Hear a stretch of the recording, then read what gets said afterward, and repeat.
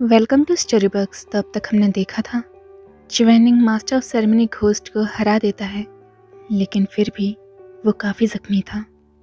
फिर वो मोरान और शिमी को पीछे छोड़ के चैन फैमिली के पास जाता है और वहाँ मैडम चैन वाले घोस्ट से सच पता कराता है। तो आगे की कहानी शुरू करते हैं। वो लड़की देखने में काफ़ी भोली और सीधी सादी थी। उसने पिंक कलर की ड्रेस पहनी हुई थी और वो काफ़ी जवान थी। वो अपनी आंखें मलती है। उसके आसपास केवल अंधेरा था और वो पूछती है, मैं कहाँ हूँ? चिवेनिंग कहता है, तुम रिटर्न टू ट्रूथ बैरियर में हो, जो कि मैंने बनाया है। ये सुनकर वो लड़की घबरा जाती है और कहती है, तो तुम कौन हो और यहाँ इतना अंधेरा क्यों है? मैं तुम्हें नहीं देख सकती, केवल तुम्हारी आवाज़ सुन पा रही हूँ। चिवेनिंग कहता है, क्या तुम भूल गई? तुम मर चुकी हो। वो लड़की एकदम से सच का सामना करती है। मैं और धीरे धीरे उसे याद आ जाता है। वो अपना सर झुकाती है और धीमी आवाज़ में कहती है, मैं अब मर चुकी हूँ।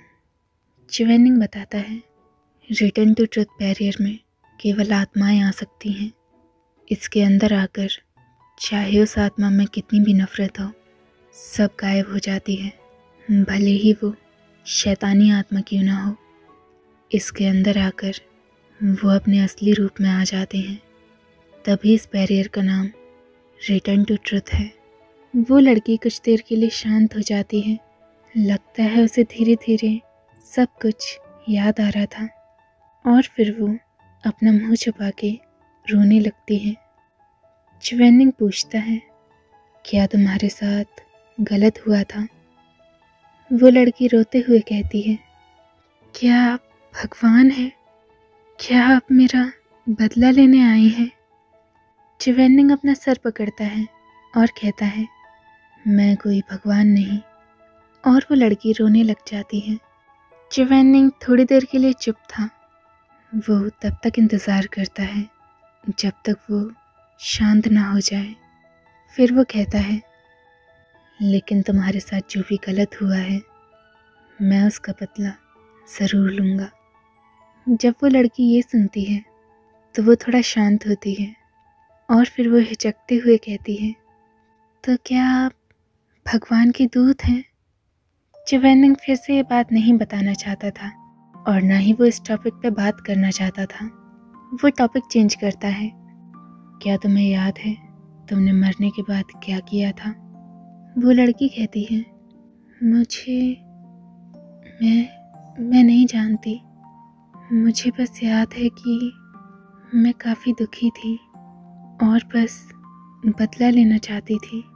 मैं उनके पास जाना चाहती थी और उन्हें वापस खोजना चाहती थी।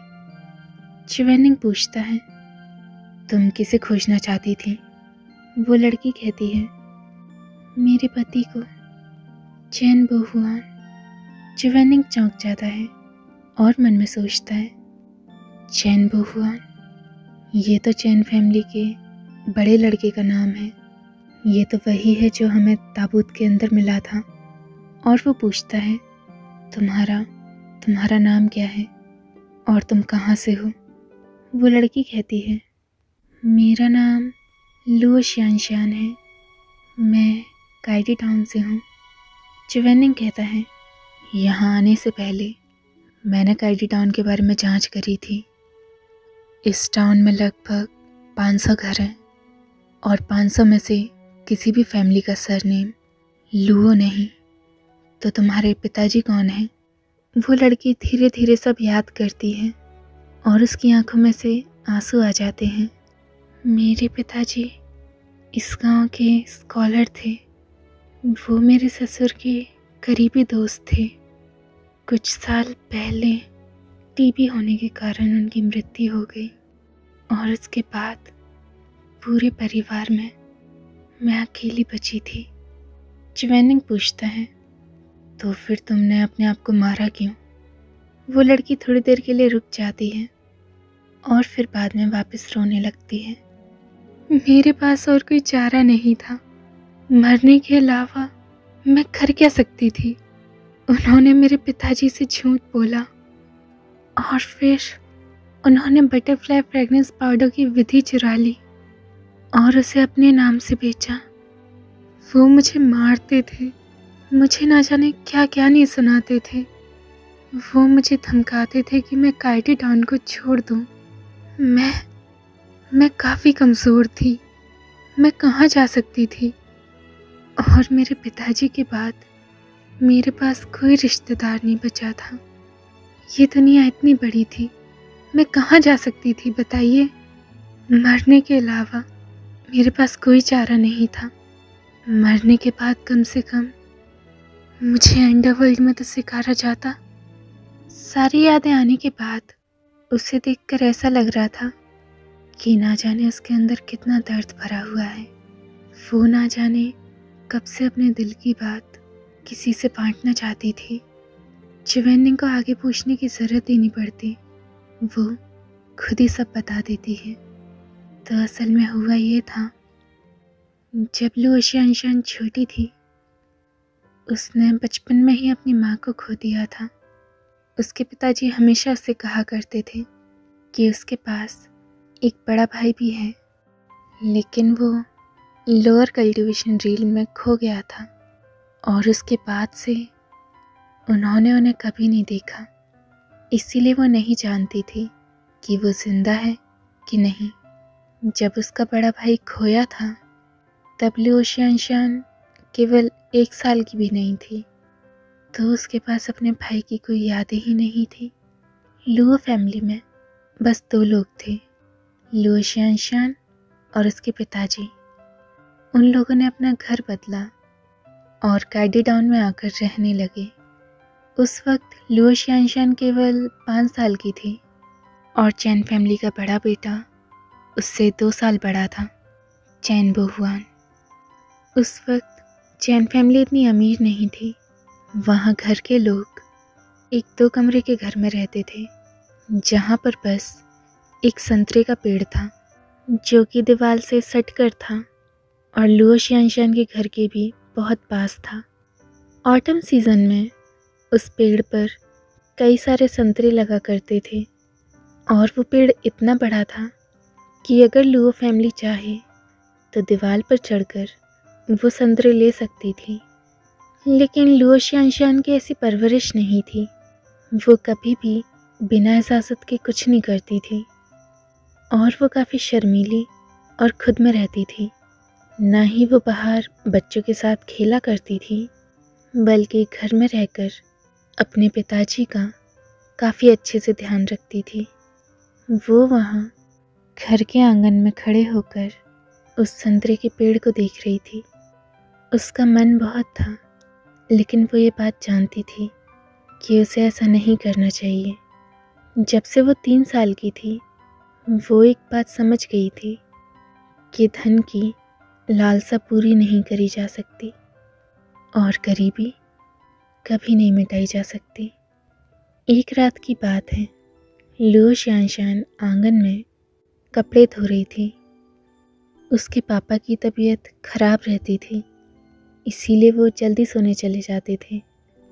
तो वो बेचारी छोटी बच्ची घर का सारा काम संभालती थी। तभी वो दरवाजे के पास किसी के खांसने की आवाज़ सुनती है और वो देखती है कि एक जवान शख्स खून से सना हुआ उसकी चौखट पर आया है और वो लू ओशियानशान को देख रहा था। लू ओशियानशान उसे देखकर इतना डर गई थी कि वो चिल्लाना भी भूल गई थी। उस आदमी का पूरा चेहरा खून से सना हुआ था और वो दोनों थोड़ी देर एक दूसरे की ओर देखते हैं और वो शख्स नीचे बैठ जाता है और सांस लेते हुए कहता है, मेरे लिए पानी लाओ। तो गाइस, ये एक ऐसा कैरेक्टर है जिसके बारे में आपको बाद में पता लगेगा, लेकिन एक बात ध्यान रखना, इस कैरेक्टर को याद रखना, क्योंकि कहते हुए अच्छा तो नहीं लग रहा, लेकिन आगे जाके इसकी स्टोरी काफ़ी इंटेंस होगी। लू ओशियानशान को इसकी शक्ल देखकर ऐसा नहीं लग रहा था कि वो कोई बुरा आदमी है। लेकिन वो फिर भी घबराई हुई थी। वो सीधा भागकर उसके लिए चाय लेकर आती है और उसे पिलाती है। वो शख्स इतना भी पोलाइट नहीं था। वो उस कप को फेंकता है और फिर लुओ शानशान को देखने लगता है। वो कुछ देर तक कुछ नहीं बोलता और उस छोटी बच्ची के मासूम से चेहरे को देख रहा होता है। ना उसने कुछ कहा, ना ही लुओ शानशान ने। फिर वो उसे काफ़ी देर तक देखने के बाद कहता है, तुम मेरे पुराने दोस्त से मिलती हो। और वो स्माइल करने लगता है, जो कि काफ़ी ईविल थी और चेहरा खून से सने होने के कारण और भी ज़्यादा ईविल लग रही थी। और वो कहता है, खास करके ये आँखें जो कि इतनी बड़ी हैं और इतनी गोल हैं कि मैं इन्हें निकालूं और कच्चा चबा जाऊं। लुओ शानशान ये सुनकर घबराने लगती है और अपनी आंखें छुपा लेती है। वो शख्स कहता है, चालाक लड़की, अब तुमने इन्हें छुपा लिया। अब तुम मुझे नहीं घूरना चाहती। और फिर वो उस संतरे की पेड़ की ओर देखता है और उसकी आंखें चमक जाती हैं। वो बोलता है, लड़की। लुओ शानशान कुछ नहीं कहती। मेरे लिए एक संतरा छील कर लाओ। लुओ शानशान फाइनली बोलती है, पर उसकी आवाज़ अब भी डरी हुई थी। सर, ये मेरे परिवार का पेड़ नहीं है, ये किसी और का है। मैं नहीं ला सकती। वो शख्स एकदम से चौंक जाता है। लुओ शानशान नहीं जानती थी कि उसके मन में चल क्या रहा है, पर वो उसकी आवाज़ सुनती है। मैंने कहा मेरे लिए एक तोड़ कर लाओ। मुझे संतरा खाना है तो मेरे लिए लेकर आओ। उसके चिल्लाने के बाद लुओ शानशान काफ़ी डर जाती है, लेकिन फिर भी वो नहीं जाती। वो कुछ भी कर सकती है, लेकिन चोरी बिल्कुल नहीं। और वो कहती है, मैं नहीं जाऊंगी। वो शख्स अपनी आंखें छोटी करता है और कहता है, तुम जानती हो तुम किससे बात कर रही हो? लुओ शानशान कहती है, अगर आप पानी चाहते हैं तो मैं आपको दे सकती हूँ। अगर आप खाने को चाहते हैं तो मेरे घर में खाना रखा है, मैं आपको वो भी दे सकती हूँ। लेकिन ये संतरे का पेड़ ये मेरा नहीं है, मैं इन्हें नहीं ला सकती। मेरे पिताजी कहते हैं, किसी से बिना पूछे कुछ लेना चोरी होती है। और मैं एक अच्छी लड़की हूँ। लालसा कभी पूरी नहीं होती और गरीबी कभी नहीं बदल सकती। तो फिर मछली। और वो रुक जाती है। उसे नहीं पता था कि वो कब अपनी स्पीच में मछली का जिक्र कर देती है, इसीलिए उसका चेहरा थोड़ा लाल हो जाता है। वो शख्स एकदम से चुप पड़ जाता है जब वो देखता है कि इतनी छोटी बच्ची गरीबी, अमीरी, अच्छा, बुरा, इन सब के बारे में बात कर रही है। और वो हंसने लगता है, लेकिन उस हंसी के पीछे एक नफ़रत छुपी हुई थी। और वो कहता है, मुझे तुम्हारी अच्छाई से नफ़रत है। अच्छा आदमी, सज्जन पुरुष, नायक, परोपकारी, एक हीरो। और ये बड़बड़ाने के बाद वो अपने जख्मी पैरों से उस संतरे के पेड़ के पास जाता है। लुओ शानशान उसे रोक पाती कि तभी वो चढ़कर उस पेड़ को हिलाने लगता है और जितने भी संतरे थे सारे के सारे ज़मीन पर गिर जाते हैं। और वो शख्स ईवली स्मेल करता है और चिल्लाता है, बिना किसी से पूछे उसकी चीज़ लेना चोरी होती है। लालसा को पूरा नहीं करा जा सकता, गरीबी कभी नहीं मिटाई जा सकती। लुओ शानशान चिल्लाती है, सर आप क्या कर रहे हैं? रुक जाइए, पिताजी, पिताजी। और वो रोने लगती है। वो शख्स चिल्लाता है, आखिर तुम चिल्ला क्यों रही हो? तुम्हारे पिताजी आएंगे और मैं उन्हें मार दूंगा। लुओ शानशान डर के चुप हो जाती है। उस रात चैन फैमिली दूसरे गांव में अपने रिश्तेदार से मिलने गए थे, तो उस पागल आदमी को रोकने वाला कोई नहीं था। सारे संतरे नीचे गिराने के बाद वो नीचे आता है और अब भी उसे तसल्ली नहीं मिली थी। वो अपने पैरों से सारे संतरे को चलने लगता है। लुओ शानशान नहीं जानती थी कि उस आदमी में इतनी शक्तियाँ कहाँ से थीं कि वो जख्मी आदमी एक बार में ही दीवार पार करके चैन फैमिली के यहाँ चला जाता है और वहाँ उसे एक कुल्हाड़ी मिलती है जिससे वो उस संतरे के पेड़ को काट देता है और फिर वो काफ़ी ज़ोर ज़ोर से हंसने लगता है और एकदम से चुप हो जाता है और वो उस पेड़ को देखने लगता है। फिर वो लुओ शानशान की ओर देखता है और कहता है, लड़की इधर आओ। लुओ शानशान नहीं जाती, वो अपनी जगह पर ही जम गई थी। वो शख्स देखता है कि वो हिचकिचा रही है, तो वो अपनी आवाज़ में ज़रा सी नरमी करता है और कहता है, इधर आओ, मेरे पास तुम्हारे लिए कुछ अच्छा है।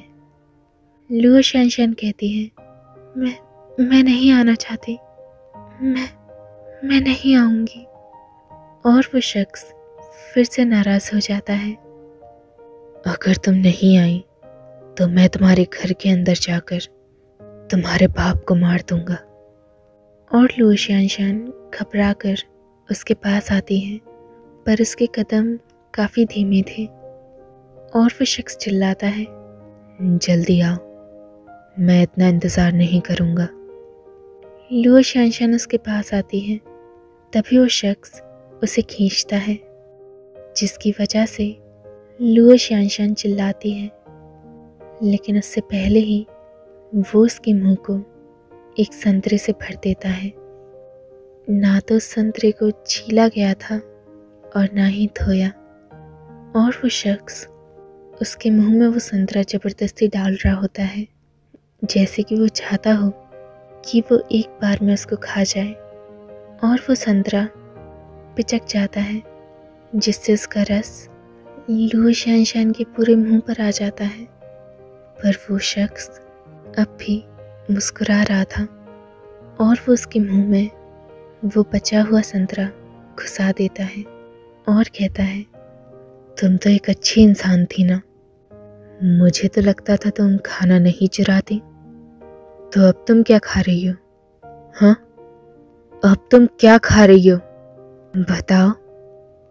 लुओ शानशान रोती है, मुझे नहीं चाहिए, पिताजी, मैं नहीं खाना चाहती। वो शख्स उसे बचा हुआ टुकड़ा खिला रहा था और कहता है, खाओ इसे। लुओ शानशान नहीं खा रही होती तो वो चिल्लाता है, खाओ इसे। और वो उसके मुंह में ज़बरदस्ती वो डाल देता है और लुओ शानशान रोने लगती है। वो शख्स उसे देख रहा होता है और कुछ देर के लिए वो चुप था और फिर वो मुस्कुराने लगता है। उसकी हंसी काफ़ी ज़्यादा शैतानी थी।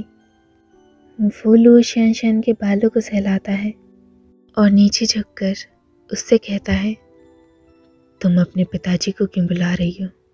क्या तुम्हें मुझे नहीं बुलाना चाहिए? ये संतरा तुम्हें मैंने दिया, क्या ये स्वादिष्ट नहीं था? और वो एक और संतरा उठाता है, पर इस बार वो उसे सीधा उसके मुंह में नहीं डालता। वो उसे छीलता है और पूरा छीलने के बाद उसमें से एक पीस निकालता है और लुओ शानशान के होठों पर लाकर धीमी आवाज़ में कहता है, अगर तुम्हें ये पसंद है तो और खाओ। लुओ शानशान जानती थी कि आज वो किसी पागल से मिल रही है, उसके पास कोई रास्ता नहीं बचा था और वो अपना मुंह खोलकर खाने लगती है। वो शख्स उसे धीरे धीरे एक एक स्लाइस खिला रहा था और खिलाते खिलाते गाना भी गुनगुना रहा था। और फिर वो एकदम से कहता है, लड़की, और वो मुस्कुराकर उसके चेहरे को छूता है। मुझे तुम्हारी आंखें देखने दो।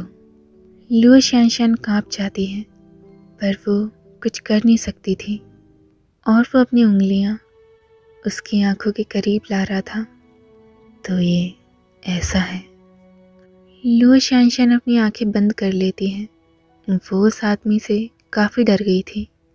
उसे डर था कि वो आदमी कहीं उसकी आंखें ना निकाल ले, लेकिन वो शख्स ऐसा नहीं करता और उससे कहता है, क्या तुमने मुझे नहीं सिखाया था, धन की लालसा कभी पूरी नहीं होती और करीबी कभी नहीं मिटाई जा सकती।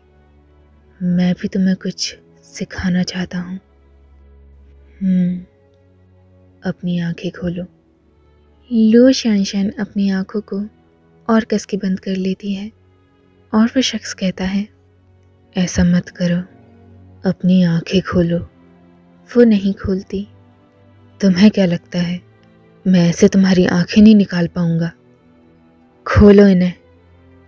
और लुओ शानशान अपनी आंखें खोलती है और उसकी आंखों से आंसू गिरने लगते हैं। वो काफ़ी दयावान और डरी हुई लग रही थी। वो नहीं जानती थी कि किसी अजनबी को कैसे खुश किया जाए। और वो शख्स अपना हाथ उसके चेहरे से हटाता है और फिर आसमान की ओर देखने लगता है। फिर वो लुओ शानशान के सर को प्यार से सहलाने लगता है। वो उसकी आंखों में देखता है और चेहरे पर मुस्कान लिए, जो मुस्कुराहट काफ़ी क्रूर और जरा सी दुखी भी थी। वो कहता है, शुफेंग सेक्ट के लिल्ली में 20 लोग मारे जा चुके हैं। और ये कहते ही वो वहाँ से चला जाता है। अब उस ज़मीन पर जो संतरों का कचरा फैला हुआ था, वही एक आखिरी सबूत बचा था कि एक शख्स जो कि खून से लथपथ था, वो यहाँ आया था। और हमारा चैप्टर एंड होता है। Next chapter. अगले दिन चैन फैमिली अपने घर आती है और जब वो अपने आंगन में ये कुचले हुए संतरे देखती है तो वो काफ़ी नाराज़ हो जाती है। चैन फैमिली के लोग जानते थे कि लुओ शानशान हमेशा संतरों को ही निहारती रहती थी, तो वो सीधा लुओ फैमिली के घर में जाते हैं और लुओ शानशान के पिताजी से शिकायत करते हैं। लुओ शानशान के पिताजी लुओ शुशेंग काफ़ी इज्जतदार आदमी थे। वो इतनी बेइज्जती हरगिज़ सहन नहीं करते और लुओ शानशान को बुलाकर गुस्से में पूछते हैं, क्या तुमने संतरे चुराए? लुओ शानशान ना कहती है। वो पूछते हैं, क्या तुमने इस पेड़ को काटा? लुओ शानशान फिर से ना कहती है। अब उसके पिताजी पूछते हैं, क्या तुमने ये संतरे खाए? लुओ शानशान झूठ नहीं कह सकती थी और वो कहती है, हाँ। और वो पूरी बात बता पाती कि उसके पिताजी उसे गुस्से में घुटनों के बल बैठने को कहते हैं और फिर डंडे से उसे खूब पीटते हैं, वो भी चैन फैमिली के सामने। वो पीटते हुए चिल्लाते हैं, एक लड़की को पालना सबसे बुरा होता है। इतनी छोटी उम्र में तुम चोरी करना सीख गई। तुम ऐसी हरकत कैसे कर सकती हो? तुम्हें शर्म नहीं आती? तुमने अपने पिताजी का नाम मिट्टी में मिला दिया। अब सज़ा के तौर पर तुम्हें आज खाना नहीं मिलेगा और 3 दिन तक तुम दीवार के सामने ऐसे ही बैठी रहोगी ताकि अपनी गलती का पश्चाताप कर सको। लुओ शानशान कहती है, पिताजी ये सब मैंने नहीं किया, मैं सच कह रही हूँ। उसके पिताजी चिल्लाते हैं, तुम्हारी हिम्मत कैसे हुई मुझे जवाब देने की? कोई लुओ शानशान पर विश्वास नहीं करता। हालांकि लोअर कल्टीवेशन रील में काफ़ी ऐसे हादसे होते थे, लेकिन काइडी टाउन वो एक सुख और समृद्ध टाउन था, तो उसकी बात पर कौन विश्वास करता कि रात को कोई आया था जो कि खून से सना हुआ था। पूरी चैन फैमिली गुस्से में लुओ शानशान की ओर देख रहे होते हैं, सिवाय सबसे बड़े बेटे के। वो अपनी माँ से कहना चाह रहा था कि ये सब रोक दो, लेकिन उसकी माँ उसे इग्नोर करती है। तो वो छोटा लड़का भी क्या कर सकता था? वो लुओ शानशान को ऐसे पिटते हुए नहीं देख सकता था, तो वो अपना मुंह मोड़ लेता है। फिर रात को लियो शानशान पनिशमेंट ही फॉलो कर रही थी और ना ही उसमें इतनी हिम्मत थी कि वो घर के अंदर जा सके, क्योंकि उसके पिताजी को गलत कामों से सख्त नफरत है और ना ही वो उसकी बात सुनना चाहते। लियो शानशान पूरे दिन से भूखी थी तो उसे चक्कर से आ रहे थे। तभी वो किसी की आवाज़ सुनती है। Miss Luo. और लियो शानशान चैन बो हुआन की ओर देखती है। चैन फैमिली का बड़ा बेटा, जो कि छुपकर लियो शानशान को खाना देने आया था, और वो उसके हाथ में रख के कहता है, मैं जानता हूँ तुमने कुछ नहीं खाया, ये लो, इसे खा लो, जल्दी करो, खा लो, नहीं तो मैं पकड़ा जाऊँगा। लियो शानशान कहती है, ये पहली बार था कि वो चैन बो हुआन से बात कर रही है। वो काफ़ी शर्मीली थी।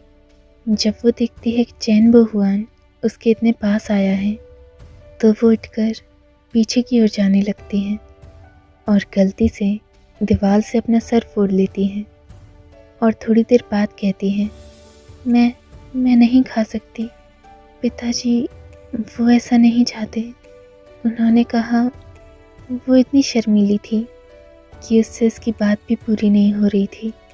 चैन बो हुआन कहता है, ओह, तुम्हारे पिताजी, क्या वो हमेशा तुम्हारी ओर देखते हैं? नहीं ना, तो क्या फ़र्क पड़ता है? अगर तुम भूखी हो तो खा लो, जल्दी खाओ, अगर देर करी तो खाना ठंडा हो जाएगा।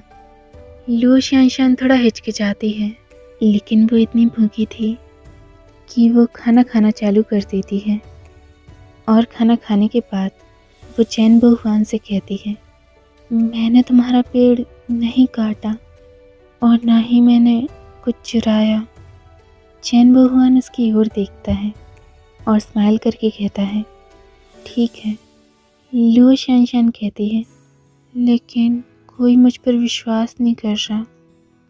और उसका जो भी गुस्सा था, दर्द था, वो सब आंसू बनकर निकलने लगता है और वो रोते हुए कहती है, कोई मुझ पर विश्वास नहीं करता, मैंने नहीं चुराया, मैं ऐसी नहीं हूँ। चैन बो हुआन उसकी पीठ को सहलाता है और कहता है, मैं जानता हूँ कि तुमने नहीं चुराया। तुम हर दिन उस पेड़ की ओर देखती रहती थी, लेकिन तुमने एक भी बार संतरा नहीं लिया, तो फिर तुम एकदम से कैसे चुरा सकती हो? ऊपर से पेड़ भी काट सकती हो। लियो शानशान रोई जा रही थी। मैंने नहीं किया, मैंने सच में नहीं किया। चैन बो हुआन कहता है, तुमने नहीं किया, तुमने सच में नहीं किया। और वो दोनों बच्चे एक दूसरे के अच्छे दोस्त बन गए थे। बाद में पता चलता है कि पास के गांव में एक खूनी, जो कि खून से सना हुआ था, किसी के घर आता है और उनसे सोने को कमरा मांगता है। और जब वो आदमी नहीं मानता तो वो शख्स उस आदमी को मार देता है और साथ ही साथ उसके पूरे परिवार को। और उन लाशों के बीच उस कमरे में वो आराम से सोता है। फिर अगले दिन वो चला जाता है, लेकिन दीवार पर वो सारे बुरे काम लिख कर जाता है जो भी उसने करे थे। ये खबर काफ़ी तेज़ फैलती है और काइडी टाउन में भी पहुंच जाती है। वो वही आदमी था जिससे लियो शानशान मिली थी। जब वो सुनते हैं कि उस दीवार पर क्या क्या लिखा हुआ था, तो उनमें से लियो शानशान के साथ हुई भी घटना के बारे में था, जिससे लियो शुशैंग और चैन फैमिली को सच पता चलता है। ये गलतफहमी दूर होने के बाद वो दोनों फैमिली और भी अच्छे दोस्त बन जाते हैं। और अब चैन फैमिली के लोगों को लियो शानशान काफ़ी प्यारी और मेहनती लड़की लगती थी। वो सोचते थे कि वो अभी इतने गरीब हैं कि उनको एक अच्छी बहू मिलना काफ़ी मुश्किल है। तो चैन फैमिली और लियो शुशैंग चैन बो हुआन और लियो शानशान की शादी पक्की कर देते हैं कि जब वो बड़े हो जाएंगे तो उनकी कानूनी तौर पर शादी करा दी जाएगी। लियो शुशैंग भी अपनी बेटी के लिए खुश था, क्योंकि उसकी बेटी इतनी शर्मीली थी कि उसका कोई दोस्त नहीं था। पर चैन बो हुआन उसका अच्छा दोस्त था और उनकी काफ़ी बनती थी। और दिन बीतते जाते हैं। अगर लुओ शशांक को फ्रेगरेंस बनाने का इतना शौक ना होता तो चैन फैमिली और लुओ फैमिली हमेशा गरीब रहती। और unfortunately Luo Shashank 100 butterfly fragrance powder बना देता है। उसकी फ्रेगरेंस काफ़ी अच्छी थी, वो तो बाकियों की भी होती है, लेकिन इसकी ख़ास बात ये थी कि इसकी खुशबू 100 दिन तक चल सकती थी और ये कभी एक्सपायर नहीं होता था। तो कम दाम में इतना अच्छा फ्रेगरेंस पाउडर सब चाहते थे, लेकिन लुओ शशांक ऐसा नहीं था। वो अपनी इन्वेंशन नहीं बेचना चाहता था। मैडम चैन भी कई बार इस फ्रेगरेंस की रेसिपी जानना चाहती थी और उससे गुजारिश भी करती थी कि वो एक दुकान खोल ले, पर लुओ शशांक किसी की नहीं सुनता था। अब लुओ शियानशान बड़ी हो चुकी थी और लुओ शशांक को टीबी हो जाता है। कुछ दिन पीड़ा सहन करते हुए वो आखिरकार मर जाता है, जिससे उसके फ्यूनरल के लिए चैन फैमिली लुओ शियानशान की मदद करती है। लुओ शियानशान को काफ़ी खुशी होती है कि चैन फैमिली उसकी अपनी है, पर उसे कहाँ पता था कि मैडम चैन आखिर चाहती क्या थी। फ्यूनरल वाले दिन ही मैडम चैन चुपके से वो रेसिपी चुरा लेती हैं और रात को उसे पढ़ने लगती हैं, पर आधी पढ़ने के बाद उन्हें समझ नहीं आता कि ये लिखा क्या है। कुछ महीने बाद वो लुओ शियानशान को अपने घर बुलाती हैं और 100 बटरफ्लाई फ्रेगरेंस पाउडर की रेसिपी पूछती हैं। लुओ शियानशान को लगता है कि अब उसके पिताजी चल बसे हैं, तो फिर उस रेसिपी को संभाल के रखने का कोई फ़ायदा नहीं, और वो चैन फैमिली को अपना ही परिवार मानती थी, तो वो मैडम चैन को सब बता देती है। मैडम चैन काफ़ी खुश थी। रेसिपी जानने के बाद ही वो अपने पति के साथ एक परफ्यूम की दुकान खोलती हैं, लेकिन ऐसा नहीं था कि वो लुओ शियानशान को नहीं अपना रही थी। आखिर लुओ शियानशान जितनी बड़ी होती जा रही थी वो उतनी ही खूबसूरत हो रही थी, तो वो उसे कैसे मना करती। एक रात मैडम चैन सोचती हैं कि उन्हें लुओ शियानशान की शादी अपने बेटे से करा देनी चाहिए, लेकिन क्योंकि काइडी टाउन की एक रीत थी कि पिता के मरने के बाद वो 3 साल तक किसी से शादी नहीं कर सकती, पर मैडम चैन को डर था कि लुओ शियानशान इतनी खूबसूरत होती जा रही है कि गांव के सारे लड़के उसकी ओर डोरे डालते हैं, तो कोई अमीर और काबिल लड़का उसे पसंद ना कर ले, तो फिर वो इतना इंतज़ार कैसे कर सकती थी। एक दिन लुओ शियानशान चैन फैमिली की छोटी बेटी की चोटी बना रही होती है। तभी मैडम चैन आती हैं और लुओ शियानशान को बुलाकर कहती हैं, शियानशान, तुम और बोहुआन बचपन से एक दूसरे से प्यार करते हो। तुम्हारी शादी भी तय हो गई थी। अब अगर तुम्हारे पिताजी जा चुके हैं तो तुम अकेली होंगी। तुम्हें ऐसे अकेले नहीं रहना चाहिए। तुम मेरे बेटे से शादी कर लो, लेकिन गांव वालों को बताना मत, और 3 साल तक तुम मेरे यहाँ रह सकती हो।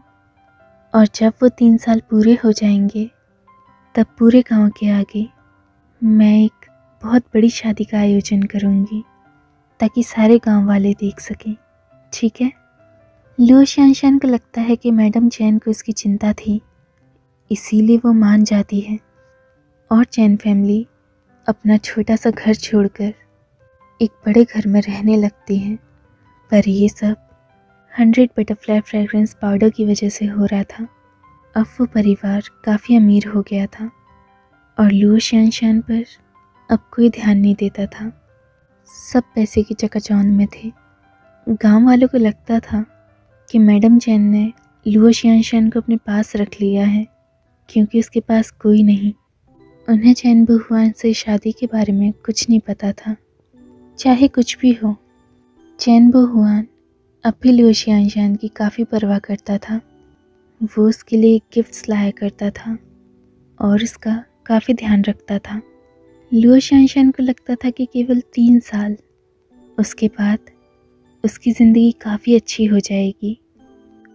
उससे इंतज़ार नहीं होता था कि 3 साल बाद उसकी कितनी भव्य शादी होगी। दिन पर दिन चैन फैमिली का बिजनेस और बढ़ता जा रहा था और साथ ही साथ चैन बहुआन काफ़ी सुंदर था। सारे बड़े घर की लड़कियां चैन बहुआन से शादी करना चाहती थीं। ये सब देख मैडम चैन सोचती हैं कि ये लड़कियां लुओ शियानशान से काफ़ी अच्छी हैं। पहले उसने लुओ शियानशान की चैन बहुआन से शादी करा दी क्योंकि उसे लगता था कि उसे कोई अच्छी बहू नहीं मिलेगी। पर किसने सोचा था कि अब इतने अमीर घराने की लड़कियां चैन बहुआन से शादी करना चाहेंगी।